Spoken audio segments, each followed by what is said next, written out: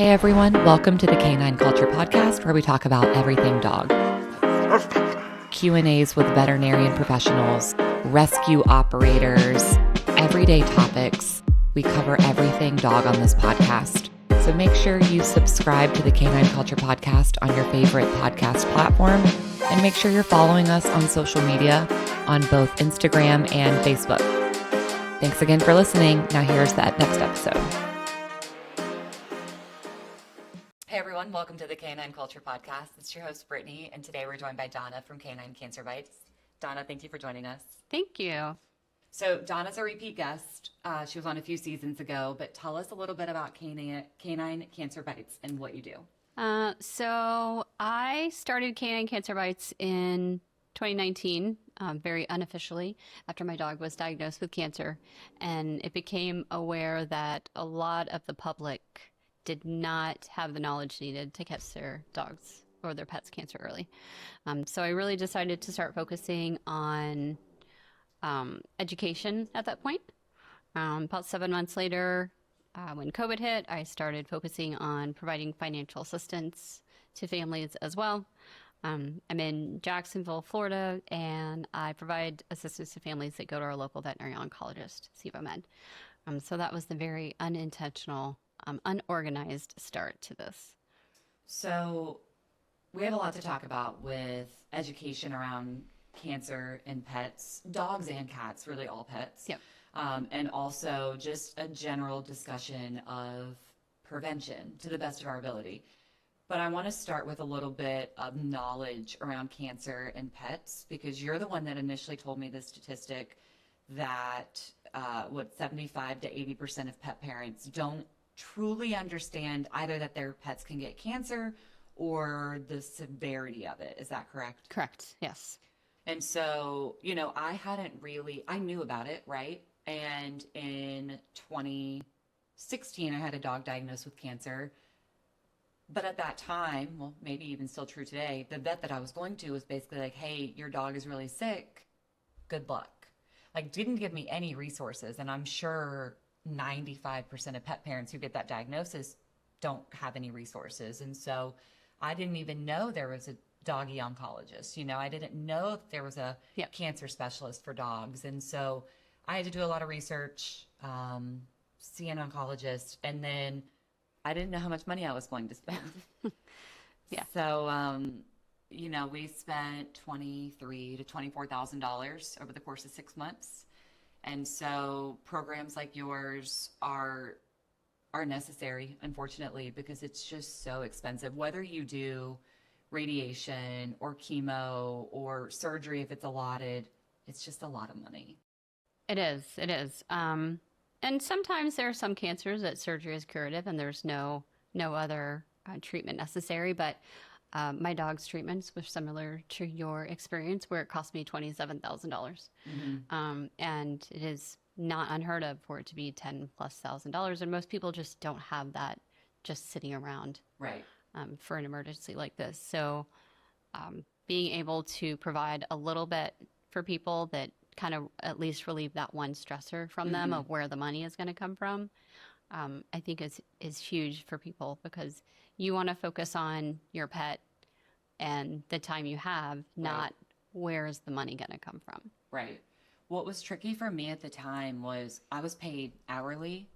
And so for me to be able to leave work, take off work, whether it was for the treatment itself or you didn't know how sick is my dog going to be afterward. And then in addition to all of the treatments with SevoMed, we also went to SevoMed. We also went to acupuncture, and we did different modalities. And so I found myself taking off more work, having less money. So for us, it was just, hey, max out every credit card. Like, that's truly what we did. That is terrible advice. Don't do that. But if you're forced to, like, it is what it is, right? So I think it's a good starting point to talk about prevention. And nothing's 100%, nothing's guaranteed. We cannot, even humans, animals, whatever. Correct. Talk to us about prevention and different things we can do. Okay. So prevention is kind of a tricky word when it comes to cancer. Part of the problem is that cancer is not just one disease.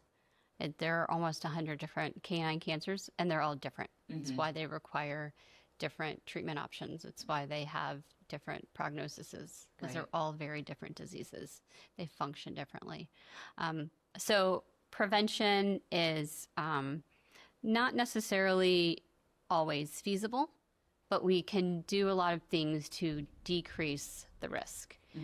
Just like with us, there are probably about 70% of the risk factors that are environmental. There are things that we're doing that we can change. A very small or low percentage of the risk of cancer is genetic or natural mutations that happens.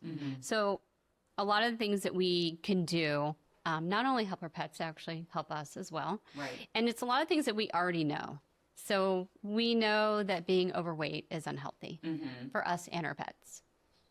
Being overweight is a risk factor for every single type of canine cancer, cat cancer, cancer in every animal, cancer in people. Right. And the reason for that is inflammation is actually the risk factor for cancer. And if you're overweight, you automatically have inflammation in your body.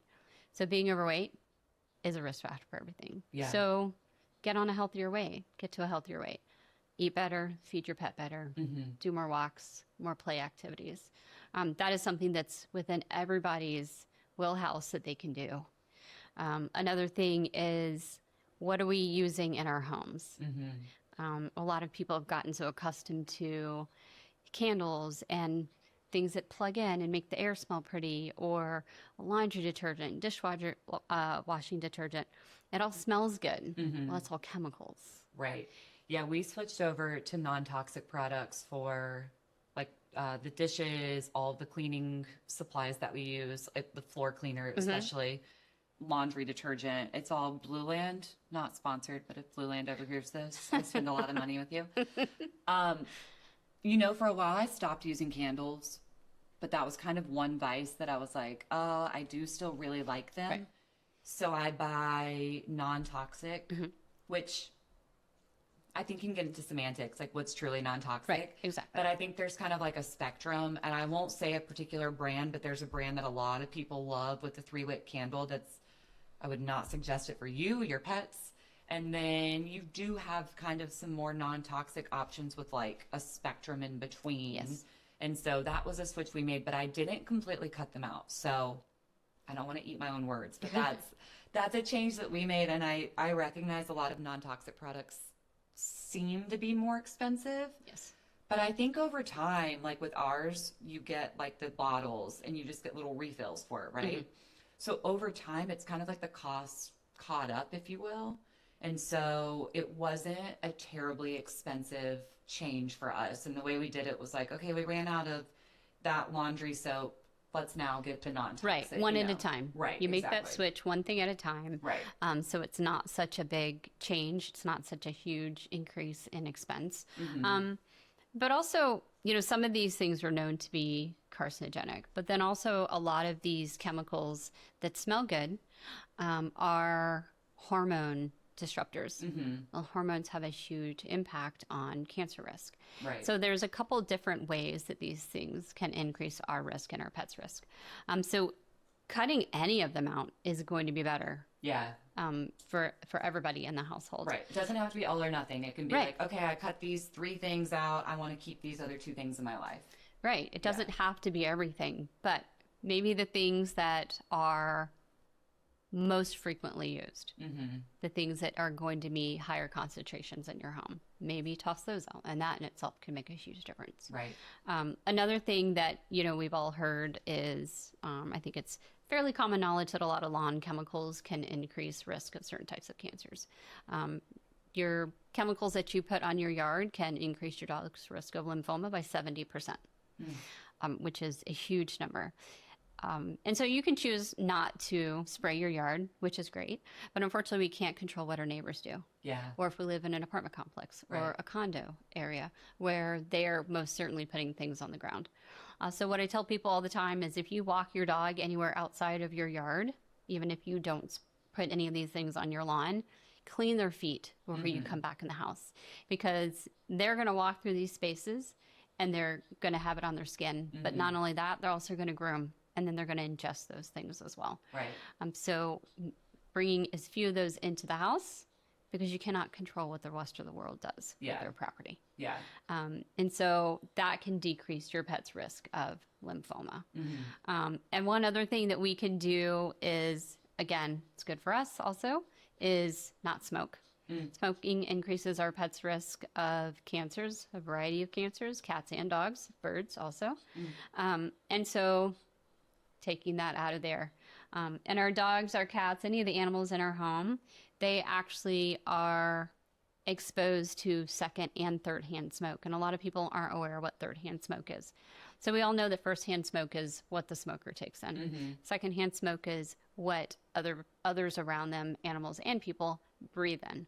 Third hand smoke is when that smoke settles on surfaces and your pets walk on those surfaces. Yeah. If your dogs or anything, like every dog I've ever had, they lick the floors for no reason sometimes. Yeah. They're then also ingesting those chemicals from the cigarette smoke. So they're inhaling it and they're ingesting it. Yeah. And if you can't stop smoking, you don't want to stop smoking, don't smoke in your house. Do it outside. So at least they're not exposed. Right. So these are a lot of things that are kind of easy things, that we can do that don't cost a whole lot of money, not a lot of time. It might take some research to find products that are less toxic than others. Right. But they're fairly easy for everybody to implement some of these things. There are more difficult things to do that can reduce the risk, that do cost a little bit more money and take a little bit more effort. One of those things is some people, it's real big to try and feed your dog whole food, which is obviously better than kibble. But if it's not done properly, it actually can be dangerous to your pet. Right. So I have a lot of people ask me about whole diets and what I feel about it. And I'm like, well, if you're not buying it from a company that this is what they do, you need a veterinary nutritionist. Yeah. Low vitamin D levels are a risk factor for every type of cancer for dogs, and dogs don't get vitamin D like we do from the sun. It has to come from their diet. So if you're making their diet and there's not enough vitamin D or other nutrients, then you could actually be increasing the risk of certain illnesses and diseases. Yeah. So yes, whole food is better. You have to make sure you do it properly, or you're actually just increasing risk of things.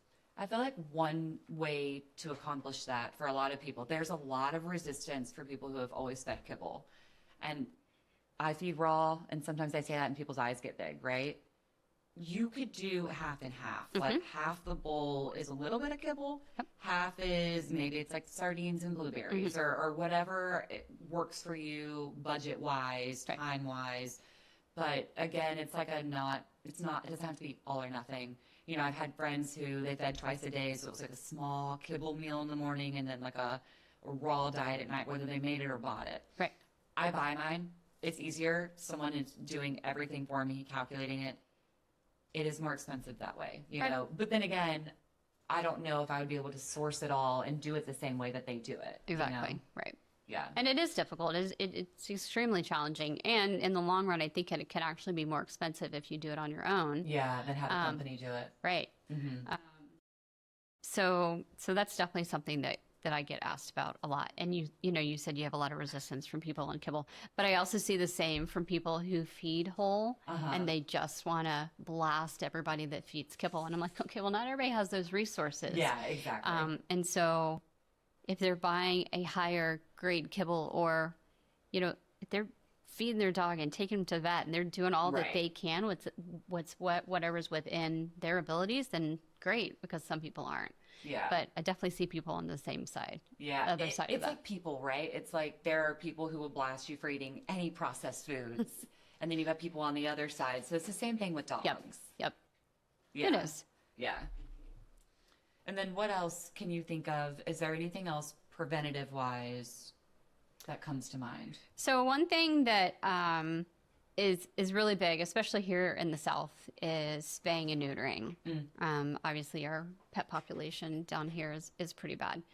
And we all know it reduces the risk of overpopulation. In male dogs, obviously, it completely eliminates the risk of testicular cancer. It also decreases their risk of prostate cancer. Female dogs, it does eliminate the risk of uterine cancer, ovarian cancer, all of those. But unfortunately, and spaying and neutering will drastically decrease their chance of mammary cancer. So if they're spayed before their first heat, their chance of mammary cancer is 0.5%. After their first heat, it goes to 8%. After their second heat, it jumps to 26% chance that they'll get mammary cancer. So it is a huge decreasing factor for mammary cancer. But what we have learned recently from some studies is that certain dog breeds, when spayed early, actually have an increased risk of other types of cancers. Lymphoma is one. Yeah. And they have an increased risk of certain types of joint problems, CCL tears, things like that. So it's one of those things you kind of have to talk to your veterinarian about, do some research and figure out, is your breed one that is at a higher risk for these types of cancers or these types of cancers? Are they at a higher risk for these joint issues? Which risk do you want? Right. Because there's benefits to spaying early. There's also benefits to not. Yeah. So I think that's a really big one. Yeah, and the study you're talking about, I did an episode on it. I forget when it was, but it was interesting to see. It was different for different breeds of different sizes, male versus female. Yep. There was a lot that went into it. Yeah. And I honestly think they'll probably do another one, because that one only had, gosh, what was it, 20 or 30 something breeds? Yeah, and that study stemmed from the Golden Retriever Lifetime Study that is done by Morris Animal Foundation. And they started it because Golden Retrievers are the #2 breed for cancer. Yeah. They get the most aggressive cancers, and they get them young, 4 years old, 5 years old. So they were trying to figure out why. Right. Why does this breed specifically? And so they started, it's probably 12, 13 years ago now, Golden Retriever Lifetime Study. There's over 3,000 Goldens enrolled, did not matter their health status, their age, and they follow their entire life and absolutely every aspect of their life.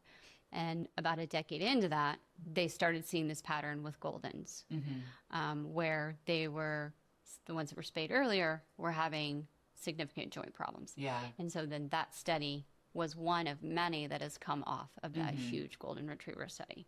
You said Golden Retrievers is the #2 breed for the highest rate of cancer. What's #1? Boxers. That's what I thought. Yep. Every boxer owner I have known has lost a boxer to cancer. Yep. You hear that when you hear talk to boxers and Goldens. Yeah. That's crazy. So that's probably a whole other thing to dive into. So, we talked about what we can do for kind of prevention, so to speak, put that in air quotes.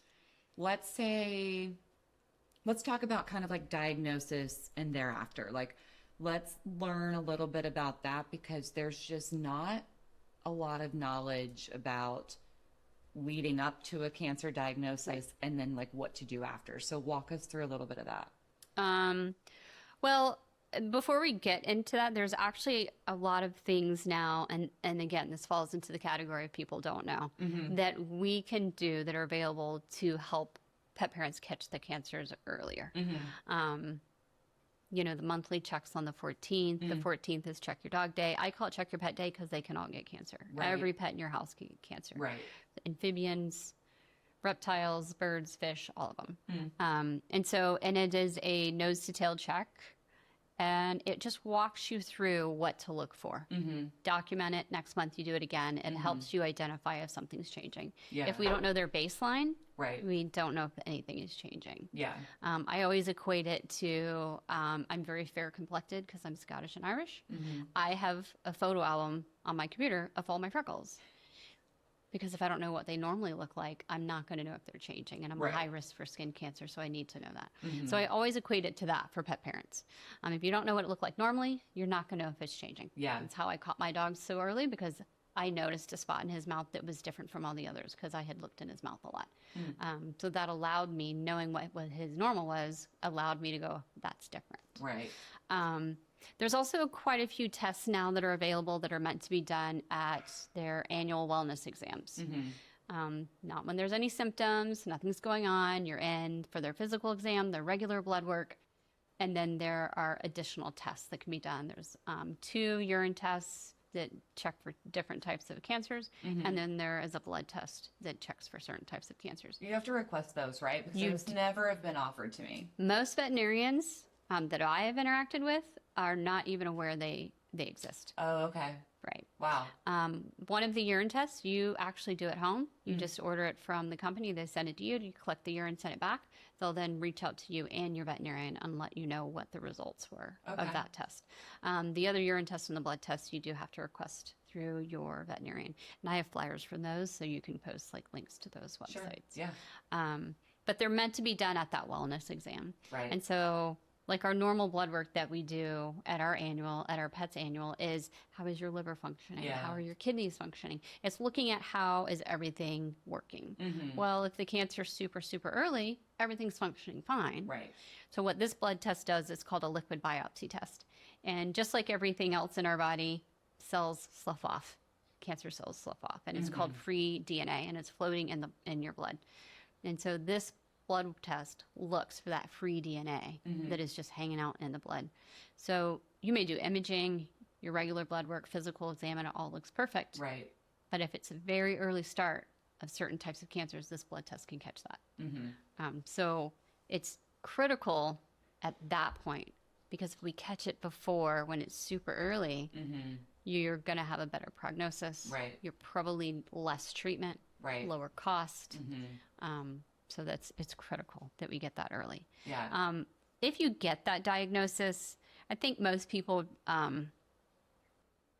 they go into this mental state of, oh my gosh, what am I going to do? Where's the money going to come from? What does this mean? Is my pet going to die? Like all these things. Right. I think that's one thing I wish people looked at cancer differently. I look at like more as a chronic illness.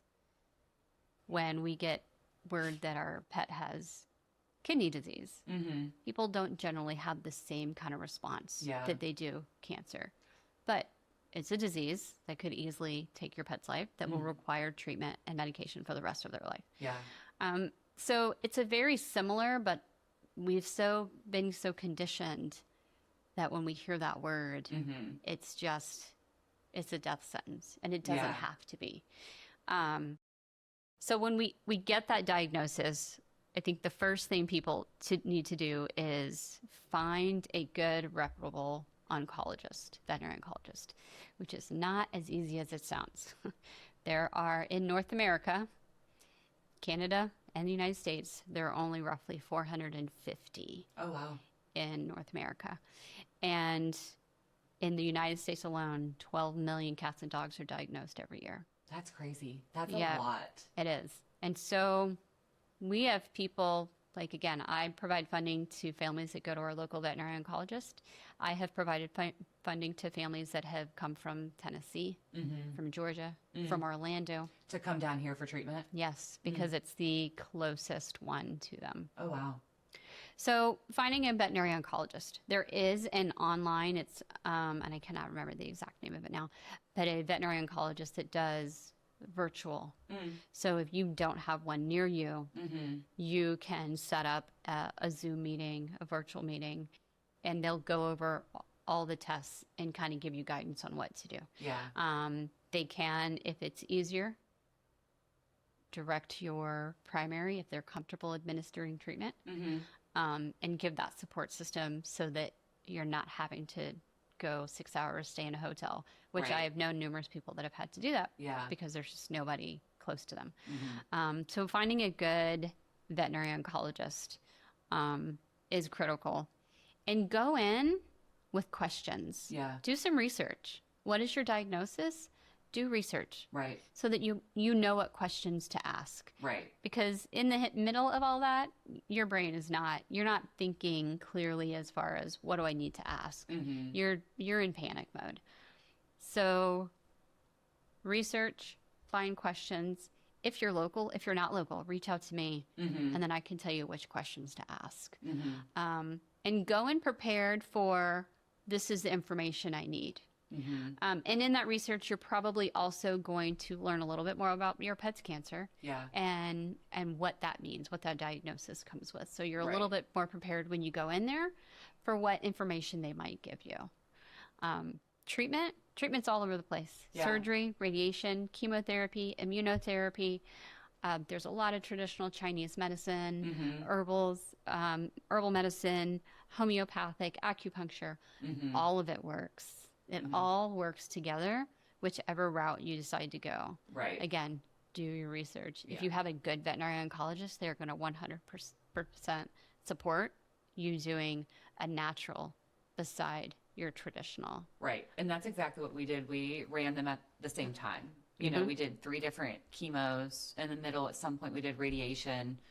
And, you know, we were doing the acupuncture. We were doing Chinese herbal medicine. Yep. We completely changed her diet, her supplements, everything.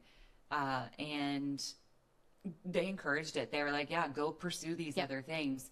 The only thing that we couldn't do, which is kind of interesting to think about, was laser treatment, because you cannot laser over cancer. It will quite literally blow the cells up and make it worse. Oh. So if you even think like a lump or a bump is cancer, and you do, you know, laser, I would get it checked. Like Titan has a spot that we've had it checked numerous times because he had cancer there previously and he had it removed. It keeps coming back non-cancerous, but we still don't laser around it just to be totally safe. So that was kind of interesting. I just recently learned that. I had no idea, because you think lasers reduce inflammation, Right.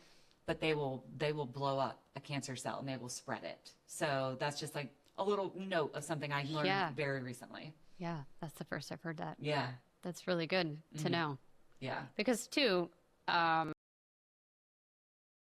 using robotics in surgeries, laser surgeries, those are getting more and more common. So knowing that is, I think, really important for a lot of people. I didn't know that. I'll have to do more research on that. Yeah, we, so I have a class 3 laser and my vet has a class 4. And so we avoid it. We avoid both of those anywhere around like his back leg. Even though he's got a lot of like low back issues that are around that area, we just don't touch it. We acupuncture around it. We don't laser around it. So yeah, it's interesting how much you learn, especially like over time. You learn like little tidbits here and there, like reducing their carbohydrate intake to try to not feed the cancer cells, for lack of a better term. Right. And so I will say a lot of what I learned, unfortunately, didn't come from a vet, or maybe it came from numerous ones, right? It was like, this vet knows this vet knows this.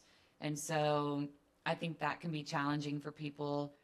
And in a way, I hate to promote AI because I hate AI. However, ChatGPT can help you, or any AI bot can kind of help consolidate that. Obviously, check the sources, but I think that's a good way to have a consolidated list of like, here's what to expect, here's some treatment options, and it could be like a jumping off point for you to be like, all right, let me go research everything it just told me. You know what I mean? Yeah.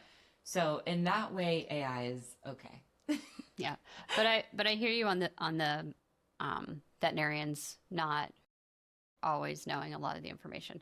Like I said, a majority of the vets that I have interacted with don't know about most of the wellness tests. Yeah. I had a Zoom call with one of the representatives for the blood test, and we talked in length about the challenges with just getting that information out there. And they see the same struggle trying to reach out to veterinarians and be like, just put the pamphlet out. We're not trying to sell you anything. Right. This is to help your pet parents be able to be more proactive in taking care of their pets. And he's like, it's a struggle to get some veterinarians to just, because it's new and they don't know about it. And so it is definitely a struggle. And I hear it a lot from people where they say, oh, I had a spot on my dog and I was concerned, but the vet said, oh, it's fine. And they wouldn't test it. And then, you know, all of a sudden it got really big and we finally tested and it was cancer and it had spread. And I've heard similar stories to that since the beginning of me doing this. Yeah. And people in general, unless they work in the animal field, if they have an animal background, they don't always feel confident to push back and be like, no, actually, this is my pet. I know them really well. Right. And I want you to do this. Yeah. And they don't. They just go, oh, well, they're the vet. They know. Right. But they don't always know. But it's like a human doctor. And I'm not saying push back against your human doctor, but oftentimes you know if something's going wrong, so you want to advocate for yourself. Right. You got to advocate for your pet because they can't do it. Exactly. And you know them better than anybody else does. Right. So, and here's the thing. If it is a simple test, if it is, say, an FNA, which is a fine needle aspirate on a bump, it is inexpensive. Yeah. It's quick. Right. It's near painless. And it can give you, not always, but it can give you definitive answers about what that is. So why would we not do it? Right. Like, if that comes back as a lipoma, which is just a fat blob, then you're good. Yeah. You know, it's nothing. Right. If it comes back undetermined, then you know you got to watch it. So I don't understand the mentality of some vets where they go, well, we just don't need to. Yeah. That was the vet that I dealt with in 2016. Her liver enzymes were off for months and months and months. We'd been doing different supplements and they just kept trending upward. And so finally I was like, let's do an x-ray. And sure enough, there was the mass. Huge. It'd been growing for, I don't know how long, at least 6 months, that I recognized symptoms.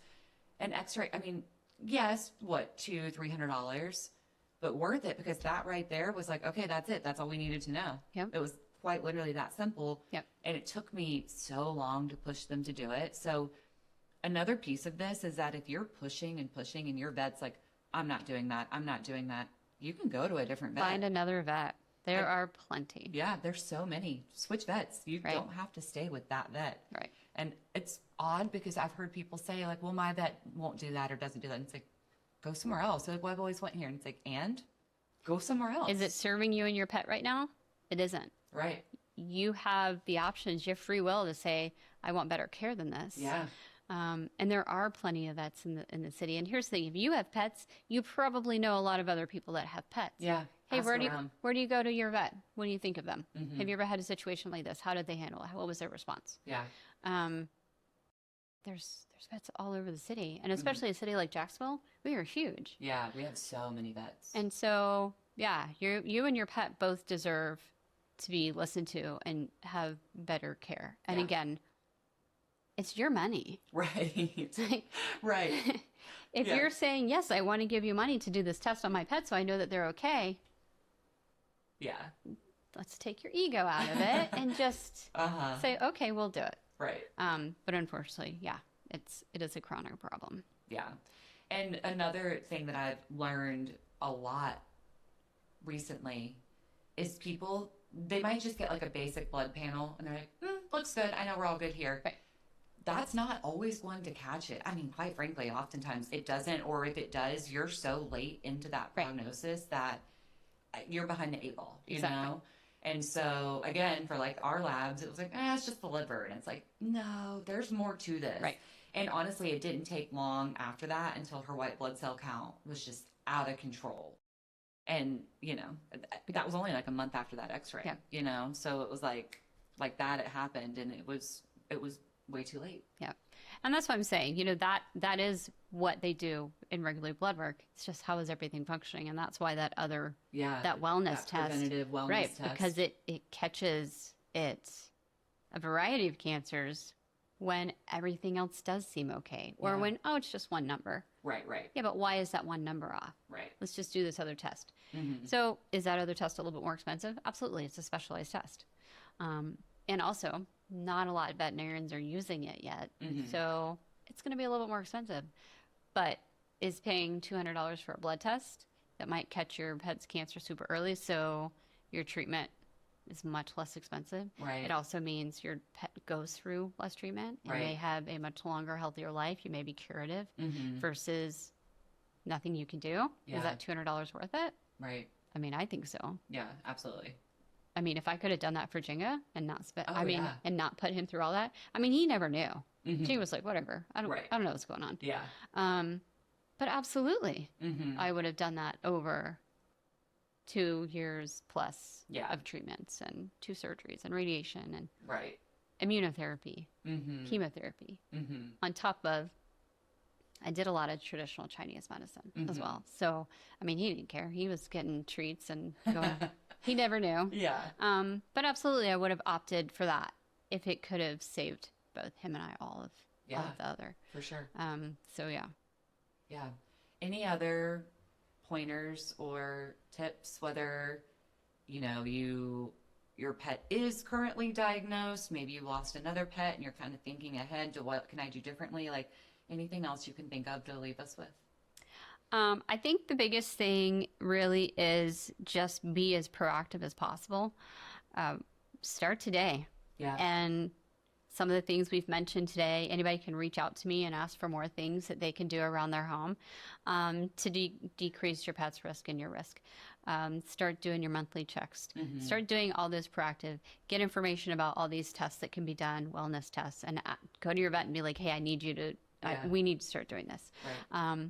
Be that advocate, be proactive, but also in that you're going to be helping other pet parents. If your vet starts offering this blood test, starts offering the urine test, that's not only going to help your pet, that's going to help other pets as well. Right. So all of that. And I think a really, really big thing, and I was like this with Jinga's diagnosis and through his entire battle with it, was don't let the whole idea of cancer run your life. It is one tiny aspect of your life with your pet. Yeah. He didn't know he had cancer, Right. and I wasn't going to tell him he had cancer. Right. And so I woke up every day happy, in a good mood, because he was still there and he was happy. True. And he was ready to eat and he was ready to go on walks and he was ready to do all his things. I never allowed the cancer to decide how we lived the rest of his life. Yeah. His cancer came with a 12 to 18 month diagnosis. He lived over 2 years. And his oncologist swore every time that part of that was because I didn't allow that to affect our life. Yeah. We all know dogs instinctively want to make us feel better. If he's putting energy into helping me try to make me feel better, then his body is not putting that energy into fighting the cancer. Right. So that's a big one. Don't wake up every day going, oh my gosh, my dog has cancer. They do have cancer, but they're here right now. They're healthy. And you'll have plenty of time to be sad. Yeah. You will be sad for probably years Yeah. after you lose them. And you're going to lose them regardless, whether it's the cancer or old age. You're going to lose them. They don't live as long as we do. Right. So don't focus on that part of it. Yeah, I think that's good advice. And I always made my space as healing as possible. So I would play music at frequencies that were known to help the body heal or were known to decrease stress. Yeah. To help me, but also to help him. Right. And so anything I could put into his space that could help his body function better and fight the cancer better, I was going to do it. Yeah. And then it helps you relax as well. Right.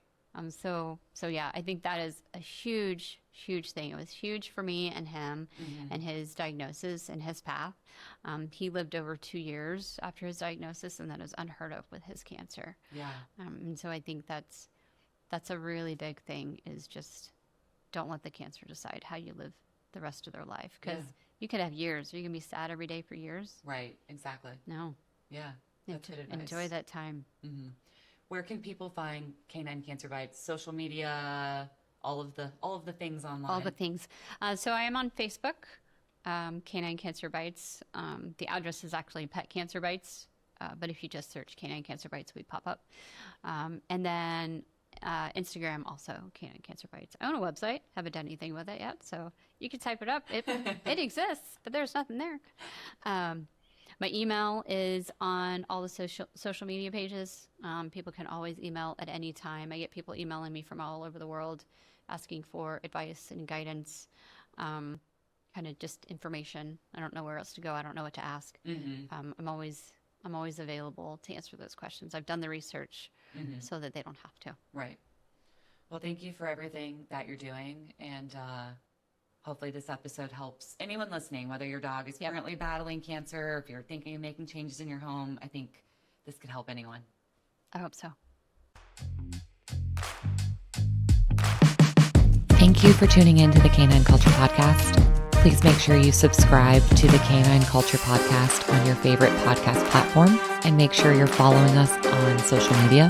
If you have any recommendations, any topics that you'd like to hear, if you know of any guests that would be good for the show, or if you yourself want to be a guest, please reach out to us. Send us an email at canineculturepodcast@gmail.com or send us a direct message on social media. Thank you for listening, and please share this with any of your dog-loving friends.